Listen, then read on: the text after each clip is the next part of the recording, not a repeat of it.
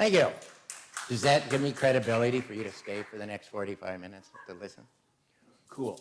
All right, I do. I work for Native American Fathers and Families Association in Mesa.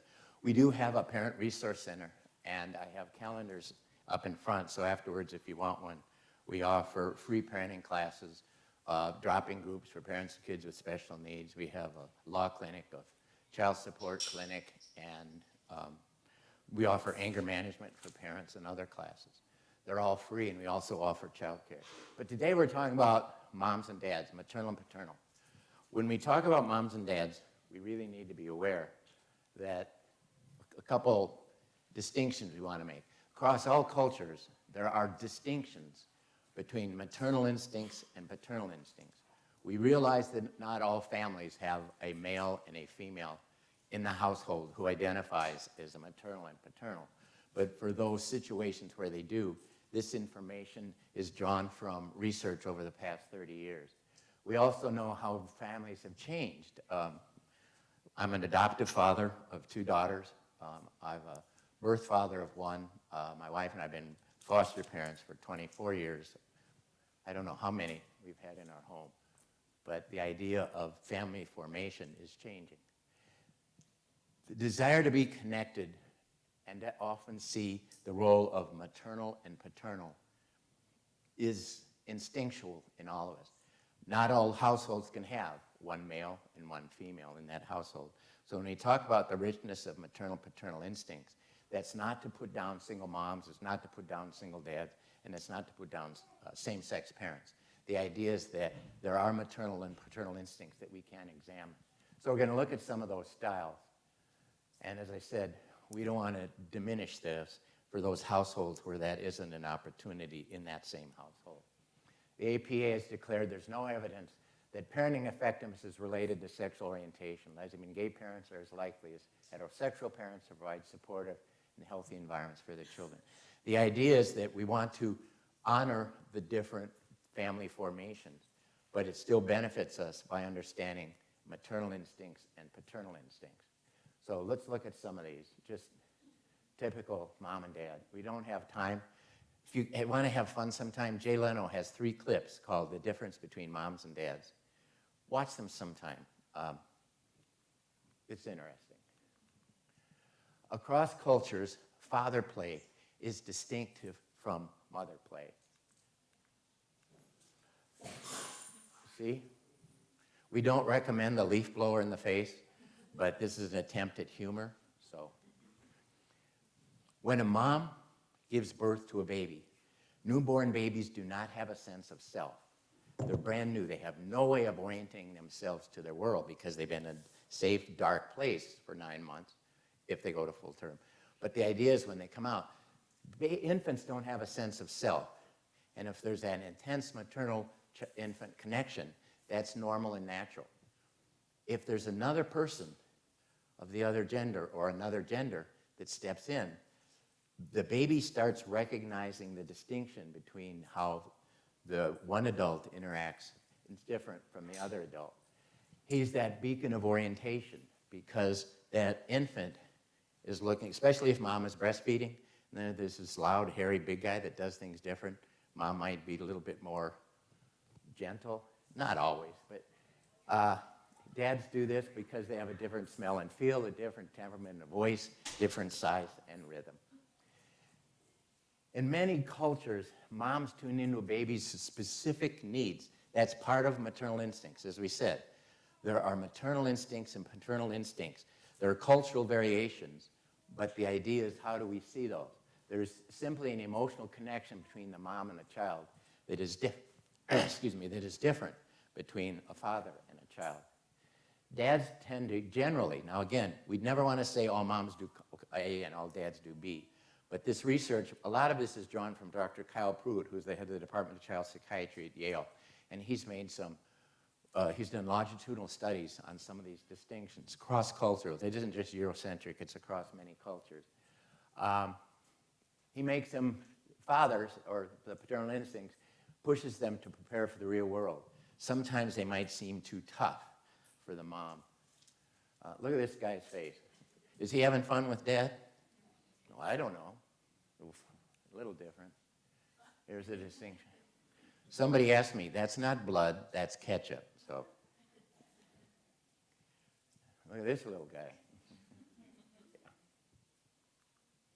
Moms tend to be self-sacrificing from the time the infant is born. Well, a lot of them, even before that, when she first realized she's pregnant, she sees her maternal nurturing as daily sacrifices for each of her children over the long haul. This is how she might have pictured this. This might what it might actually be like. Dads, on the other hand, the paternal instincts, the self-sacrificing, is the overall perspective. He might look at what do we need to do for the whole family? How do I support the mom in a role that isn't necessarily one child, but the whole child? Now, sometimes it can be, working more outside the home. I worked with a couple who had a child with special needs, and he didn't talk to her about it, but the little baby was going to need a lot of extra care. So he went and got a second job so he could get better health insurance coverage and have more income. At the same time, the mom needed more help at home because this child had special needs. So the idea of mom and dad, he saw his role as supporting him outside, but mom really needed him more inside. And again, that's not to say all parents do that. But a lot of times you see a distinction between those two. So here, talking about sacrifice. Children shouldn't have to sacrifice so you can have the life you wish. You make sacrifices so your children can have the life that they deserve. This is for a lot of what we do is advocating for children. Here are some distinctions. Now again, it isn't 100%. Moms, when they pick up their infants, often hold their babies facing inward. You're doing the opposite. Good for you. But a lot of times when you see moms walking around or standing or whatever, a maternal instinct can be to hold her infant facing in, so it offers that sense of being comfort, warm, calm, and security. Dads, on the other hand, a lot of times you see unposed pictures of fathers holding children. They're holding the baby facing outward. Now again, it isn't that big a deal, but if you look at a lot of these distinctions, sometimes you see that's why a child will go to mom for certain situations, and if there's a dad in the home, that in the same place. See?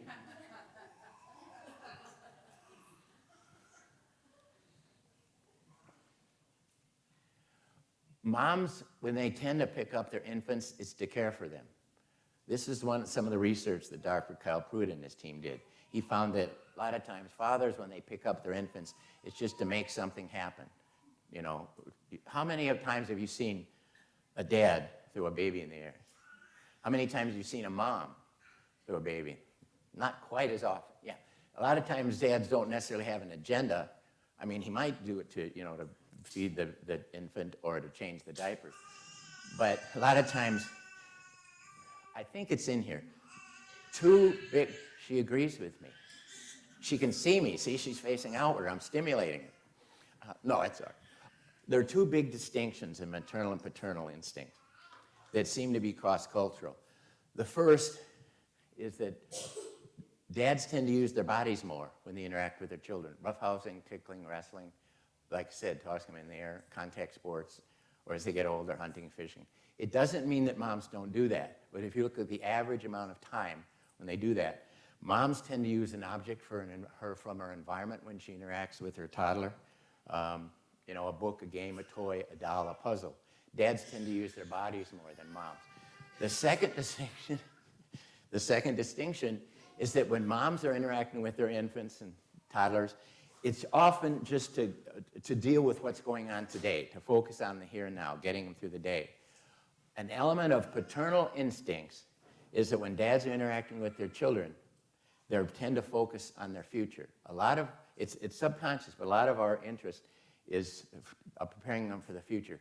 Any of you ever played Uno or Candyland with your kids and your moms, and you let them win? And then dad plays, and he doesn't let them win? Mom goes, don't be a jerk, let him win. Hopefully he's not being a jerk. A paternal instinct is we want to teach our children that they need to learn how to be a good loser. Because if you can't be a good loser when you're 3, 4, 5, or 6, and you go out for music or drama or sports or something, you can't sit down on the field and cry if you don't get your way when you're 15 or 16. Kids need to learn to be a good loser at a young age. teaching the work ethic.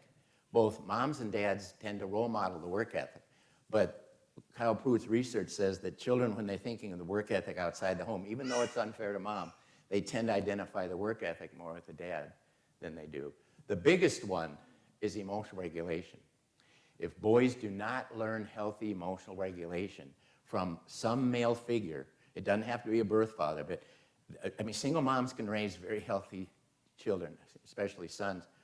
But at some point, those boys have to see how emotional regulation is handled by a healthy man. When he's mad at mom or mad at a woman, does he put her down? Does he challenge her? Does he yell at her? Does he threaten her? Does he hurt her? Males need to learn, well, boys and girls need to learn healthy emotional regulation, especially our sons. For every woman in prison, prison is a year or more.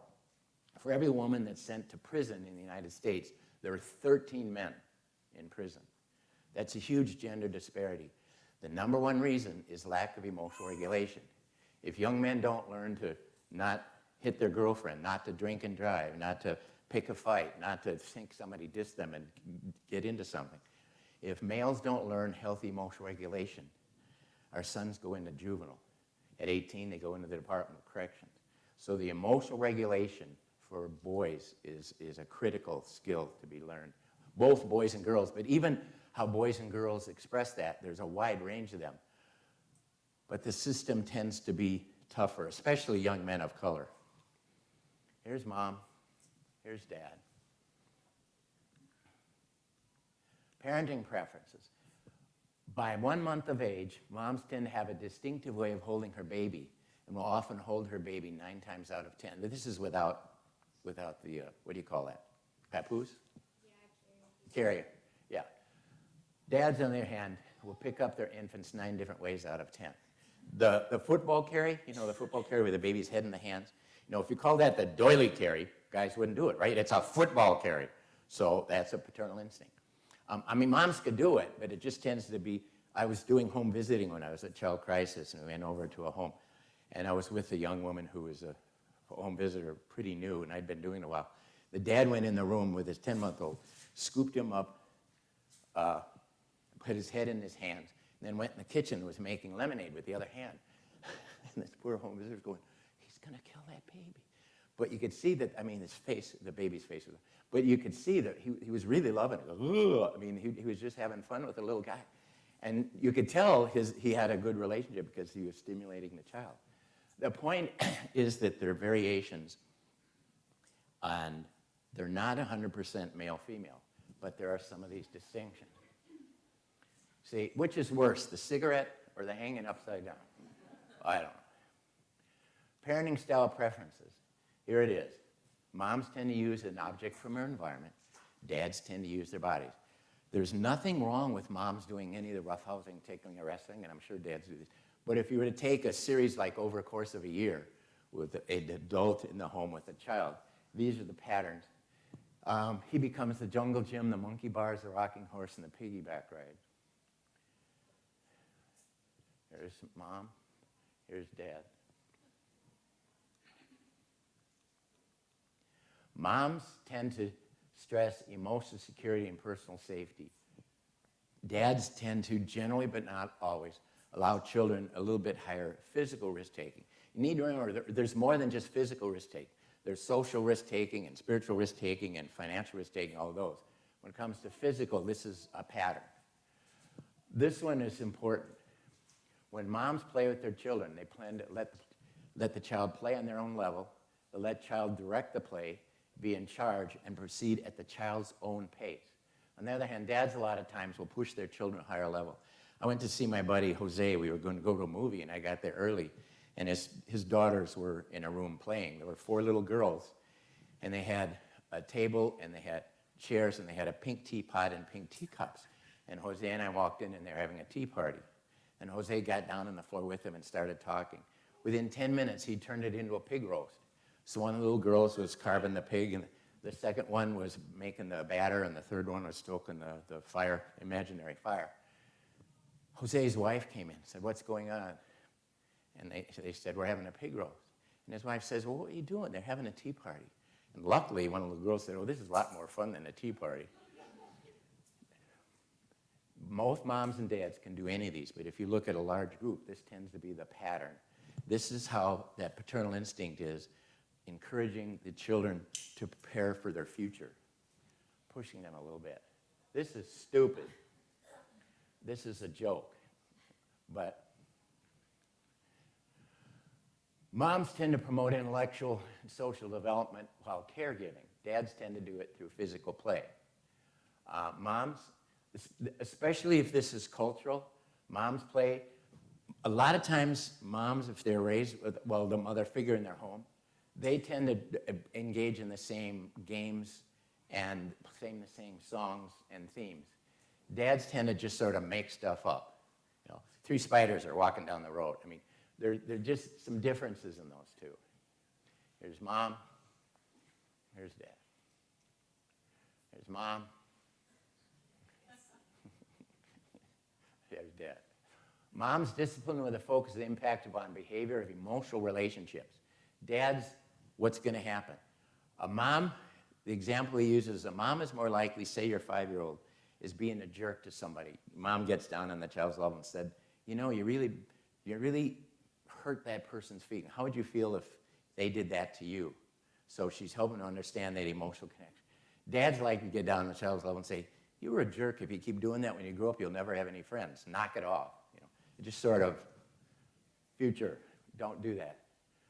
Teachers will focus on learning, emphasizing lessons learned from experience. This is the fun stuff. Moms tend to intervene more quickly in the face of a child's frustration. Again, this isn't always, but dads a lot of times it can, because their paternal instinct is future focused, is to prepare them and to say, you got to figure it out. A few years ago, we were walking out to our van. It wasn't a new van, but it was a new van for us, and one of our foster daughters was about 8.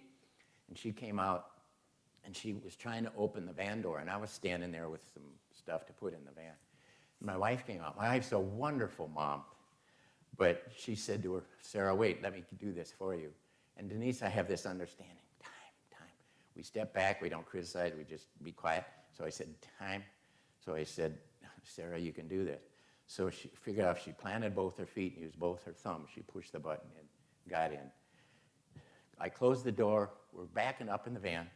Sarah says, Neil, thank you for letting me figure that out for myself. So I'm going, okay, I'm cool.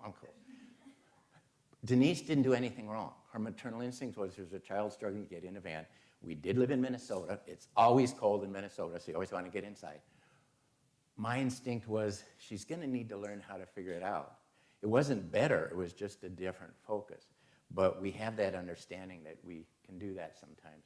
So again, this is the future focused. This is getting through the day and doing the day-to-day, which, and obviously both of these are equally important in a child's life. Moms have a tendency for carrying their children. Dads tend to have a predilection for action with their children. Moms tend to prefer instructional activities. Dads tend to be, okay, I'm doing all the talking. I'm going to stop for a minute and say, does any of this fit in your world? What do you think? Cool. Anybody say it doesn't? I should have said, in households where moms and dads don't have the traditional roles, it's not abnormal. It's just not as traditional. There's nothing wrong. We've worked with parents. My wife is a marriage and family therapist, and I've worked with fathers programs. This Father's Day will be 30 years that I've been working with fathers programs. We do see variations of that. And again, so it isn't, like I said, it's not abnormal. It just isn't as traditional as you see. Here's as the dad sees it. Here's as the child sees it. Here's as mom sees it. I don't think they really did that. I think they just raised the child up in the air. That's just my gut instinct saying that one. Okay, here, dad's having fun with the kids. Walmart. How many times have you seen weird stuff happen at Walmart? Moms tend to focus on helping their kids with it. This one, I think, this one I find interesting. Moms help kids give the words to their feelings. If mom is home more during the daytime than the dad is during those first 2 formative years, and mom is into helping their child Looks like you're happy, looks like you're sad. Around 2.5 to 3 children develop a sense of embarrassment or jealousy. If mom says it looks like you're jealous of your big sister, if she's giving them words to express, that tends to be more reflective maternal instincts. Dads, on the other hand, a lot of times we see our role as emotional regulation. Dads might be more likely than moms to tell their child when it's okay to cry or to not cry, when to be afraid or not to be afraid, how to handle if you're being bullied. Do you fight or do you walk away? So a lot of times that can be, but again, it's not 100%. The dads teach their kids how to regulate their emotions. So mom's giving them tools, and dad's giving them a separate set of tools. Again, these are obviously very equally important. Oh, I have a few of these. What happens when dad's left alone with a baby? See Pancho Villa here?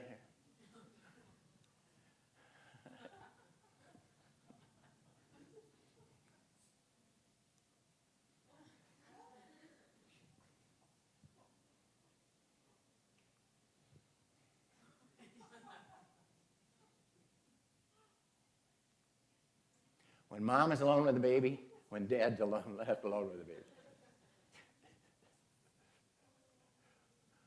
Moms tend to see the rest of the world in relation to their children. Dads tend to see their children in relation to the rest of their world. Now, how this plays out is this.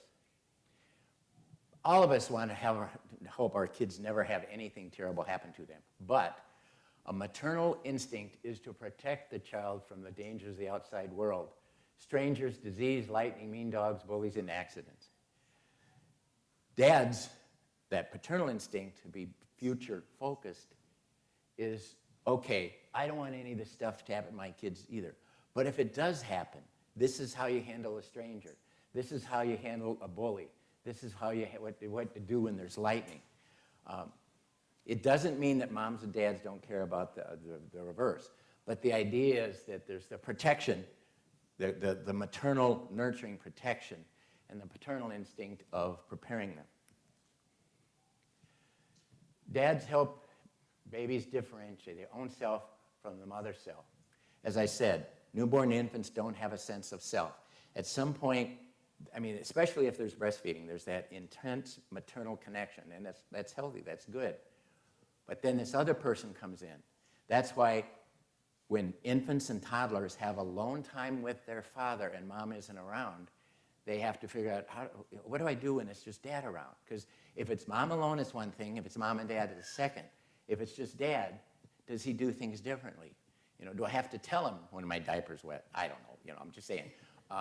But the idea is that in the second year of the child's life, which is between 1 and 2, because the first year is birth through 1, there can be that instinct for children because they want to have that little sense of little independence before they get to the age 2 stage, that they want to have a little distinction from mom, not rejecting mom, but that it's distinct from mom.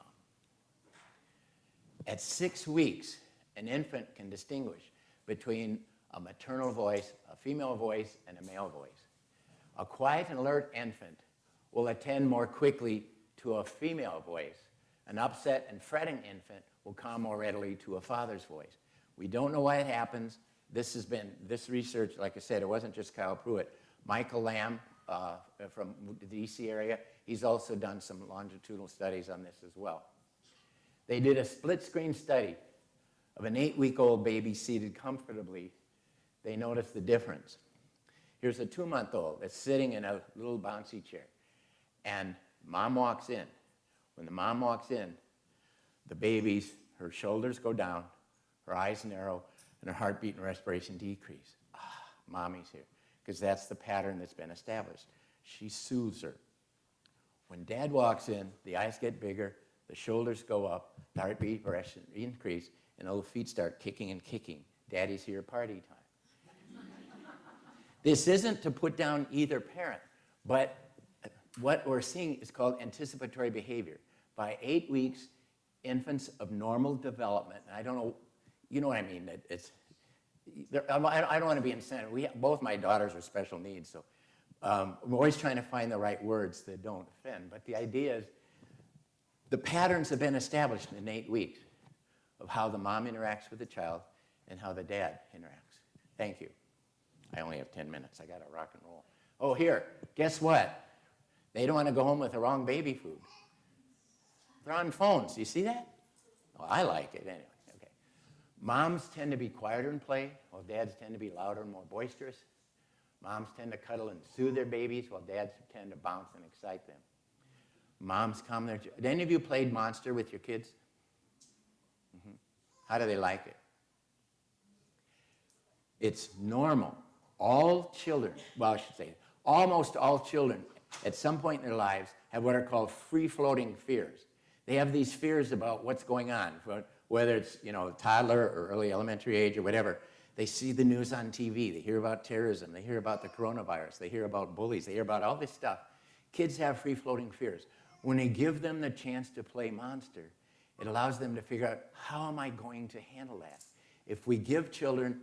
Have you ever wondered why dinosaurs that 65 million years ago, they disappeared and we still talk about them? That was a way for people to take those free-floating fears and put them in one place. When children have the ability, the monster under the bed or the boogeyman in the closet or whatever it is, if they're able to take those free-floating fears and put them somewhere, then the rest of the world is safe. When they're playing Monster, they're figuring out how they're going to do that. How do I handle my fears? What am I going to do? Because you think of it, the two huge messages that, in my opinion, too many boys get, at least in the dominant culture in the United States. Big boys don't cry, big boys aren't afraid. If big boys don't cry and big boys can't be afraid, what comes out? Anger. A lot of times anger is a secondary response to something else. And that's also part of how we need to help our sons and our daughters learn that wide range of emotional expression. We tend to allow our daughters more ways to express their emotions than we allow our sons. If my daughter is a daddy's girl, that's usually good, right? My son is a mama's boy, that's usually not so good. My daughter's a tomboy, preparing her for the real world, that's good. My son's a sissy. Our buddies don't sit around saying, that's great, he'll be a good nurturing father someday. We allow our daughters to go toward the masculine more than we allow our sons to go toward the feminine, at least in the dominant culture in the United States. So as we're looking at our sons, we need to help them understand what range of emotions we allow and encourage them to express so they can be nurturing adults and can be safe adults and can be responsible adults. Here's mom, here's dad. Grandpa's a jerk. When parents roughhouse with their kids, oxytocin is released. We're not going to we don't have time. I think we only have 5 minutes. Oh, that was a 20-minute. Great, I can't see as well as I thought. Oh, wonderful, I got more time. Yay. Oxytocin is the bonding hormone. When oxytocin kicks in, our brain recognizes a situation where we want to bond. Oxytocin is kicked in adult to adult. Do you remember the last time you saw somebody you were attracted to and you wanted to look good in front of them and you had the little butterflies in your stomach? That's oxytocin kicking in. It also is between an adult and a child. When you pick up your child and you have that great feeling, that's the oxytocin kicking in. That's the bonding hormone. Oxytocin is released when the brain recognizes that we want to bond, and that kicks in. In my opinion, females have an advantage because what's the most dominant hormone in females? Estrogen. What's the most dominant hormone in males? Testosterone. Estrogen and oxytocin actually supplement each other in the human body. When a mom or a woman, adult to adult or mom to a child, when that oxytocin kicks in, the estrogen and the oxytocin actually supplement each other. When a male, when his oxytocin kicks in, oxytocin counters testosterone. When our oxytocin goes up, our testosterone has to go down because they're counterproductive. We can't have high testosterone and be nurturing and have the oxytocin kick in. The idea that oxytocin allows us for our culture to survive, our societies to survive. There were studies that were done. Pheromones are the scents that are given off from the smell of hormones. You know, all mammals have hormones. The pheromones are the smells that are given off. The pheromones affect each other's behavior. Do you remember years ago when they realized that when a whole group of college-age women in a sorority or a dormitory, all college-age women all lived together, after a few months their menstrual cycles were synchronized? That's the result of the pheromones given off. Research shows that when a father lives continuously in the household, well, the adult male lives continuously in the household with the pregnant mom, the pheromones affect each other. And what happens if they live together the 9 months in a healthy relationship, obviously, that when the baby is born, the man's oxytocin level will go up 33% the first 3 months after the baby's born. This allows the father to bond with that baby because there are positive elements of testosterone, but two potentially negative impacts of testosterone are territoriality and hostility. If that father was territorial or hostile toward that infant, that newborn, the very vulnerable infant, we might not have survived it through society. At the same time, his testosterone goes down 30% the first 3 months after the baby's born. So we have this sense that oxytocin does play a role in how we handle nurturing, how we interact with each other. That dads seem to be, because of that testosterone, that's released in different situations. We don't have time to get into the stress hormones like serotonin and all that. But again, that's why we see how a lot of times women will handle stress differently than men. Because they're more comfortable with aggression overall, dads might seem less ruffled by their aggression. They might be less upset by the hitting, biting, and temper tantrums that are inevitable, but take responsible for instilling impulse control. Remember what I said? Impulse control, emotional regulation, is one of the most top responsibilities of parents to instill in their children so their kids are safe and the kids around them are safe so they grow up and are healthy. There's mom. There's dad. Babies become aware. Now again, it depends on the situation, that dads might not be around as much as mom. If dad is gone more than mom and there's a male-female adult household, then he pops up at times. They learn about comings and goings. They learn about transitions and separations and different nurturing styles, the styles of what's going on in the home. They seek the. We know that by the time kids are 3 or 4, they know which parent to go through if there are two adults in the home or more to shop for the answer they want. We do foster care, and when we foster adults now. When we fostered kids, I would always go grocery shopping, and they go, "Who's taking shopping?" I would, and they go, because when I go, I could say you could buy one thing that's not on the list. Denise is wonderful, but you know that crap at checkout that you don't need, and they have all that. Denise would let them. So it wasn't a control thing; it was a financial thing. Kids shop for the answer they want from the adult they know is going to give them the yes response. So they know what type of nurturing is expressed in that home. When a young child's upset, moms tend to get down on the child's level and soothe the child. Dads tend to get down on the child's level and redirect the child. Redirection is one of the few discipline techniques that I think works for all ages. Hannah is 23. We adopted her at birth. She's high-functioning Asperger's. Her emotions are a roller coaster every single day. She was really upset at something at home, and I said, let's go walk Brody. We have a black lab. We went out, we went for a walk, and we're talking.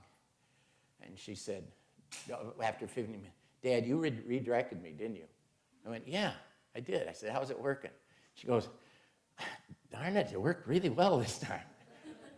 We've always had to redirect her because of the social anxiety and the wide range of emotional expression. But redirecting can be very effective. Moms tend to use baby talk longer in some cultures. Dads tend to not to do as much. It's called motherese for those that study that in moms of young children. Dads tend to use bigger words and longer sentences and less rhythmic. It's a reluctance to baby the child. Now, newborns, of course, are going to do it, but as they get a little older, one parent tends to push them to a little bit higher level. They want to be a bridge between the tiny role of the child and the wider world that he or she will eventually enter. Now it's 10 minutes. Gotcha. Okay, now I can see. Dads tend to issue more commands and be less describing. They tend to ask those W words, what, when, why, who, and where. How is not a W word. Using a wider range of vocabulary and longer phrases. Again, that can be reflecting the paternal instinct of preparing for their child for the future. Dads tend as brief, direct, and to the point. He might use greater facial expression and body language. Moms tend to be more descriptive, personal, and verbally encouraging. Infants have alone time with their fathers, show richer social and exploratory behavior than children. This is especially true of girls. Research shows that when dads have alone time, when children, but especially girls, have alone time with their dads without the mom, if there's a mom and dad both in the home, that they have to adjust to because he tends to have a different expectation and a different pace and different what goes on in the home. Dads also help kids to individuate. He's more willing to let the child out of his sight. That can have to do with risk-taking, but it also can have to do with instilling that personal autonomy and independence. There's mom, there's dad.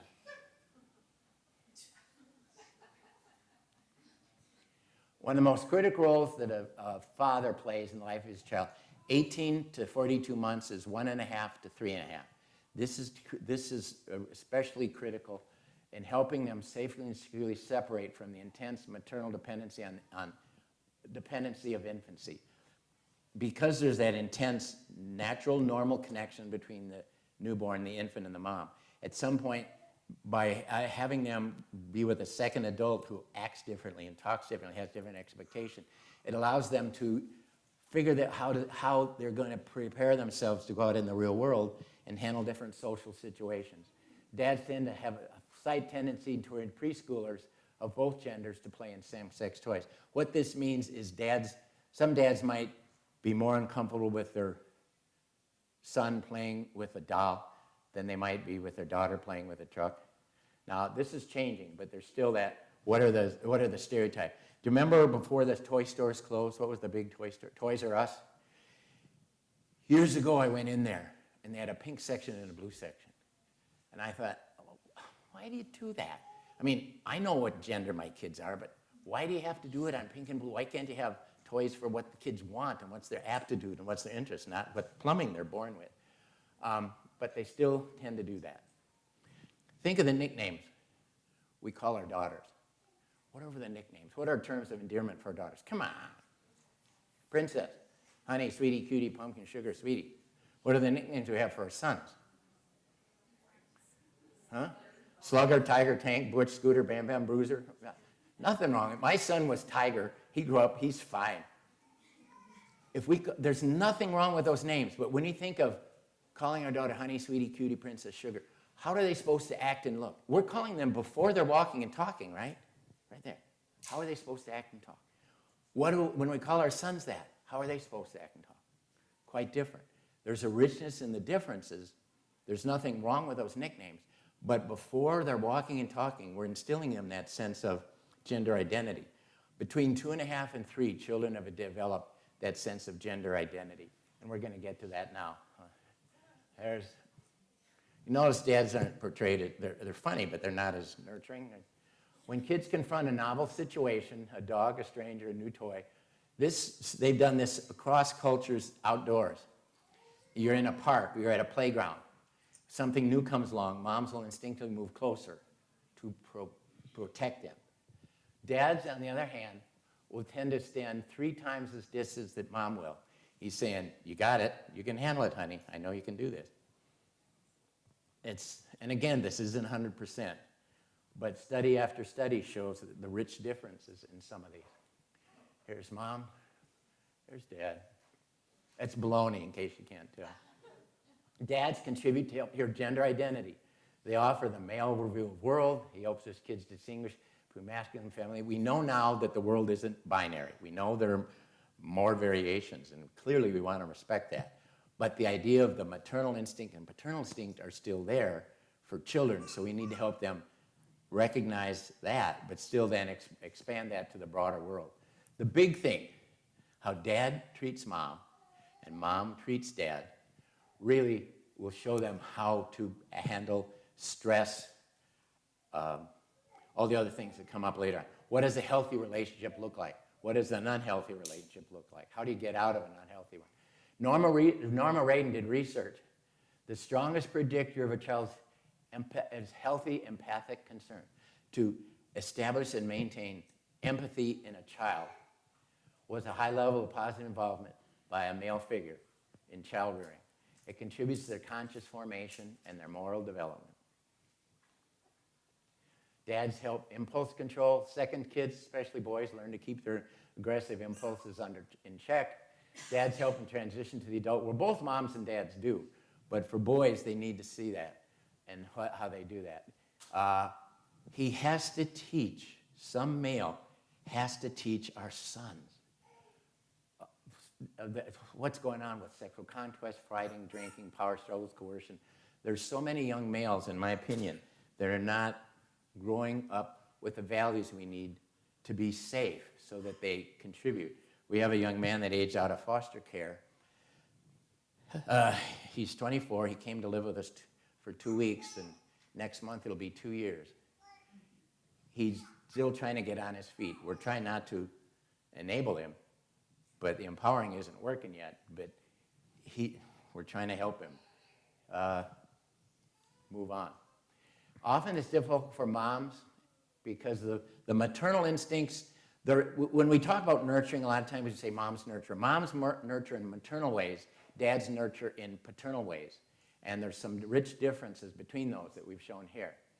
But she might, to become a strict disciplinarian if there's a surly teenager who goes taller and looms over her, how does she handle that? She needs, she obviously can, it just can be different in how the history behind that, what's happened before. Dads, okay, let's see. Oh, experts tend to see parenting contributions as likely linked to gender. But again, this isn't absolute, and we realize now that the world isn't binary and there are other variations. But the idea is recognize the maternal and paternal instincts. Not so cool. It's clear that most American children suffer from too much mother and too little father. Now, she said that 25 years ago, but Gloria Steinem. My father didn't tell me how to live. He lived and let me watch him do it. Kids spell love, T-I-M-E. If it can't be fixed by duct tape or W-40, it's a female problem. If it moves and shouldn't, you duct tape it. If it doesn't move and should, you do WD-40. That's the toolkit right there. Before I got married, I had 6 theories about bringing up kids. Now I have 6 kids and no theory. There's a hole in the soul of every fatherless child.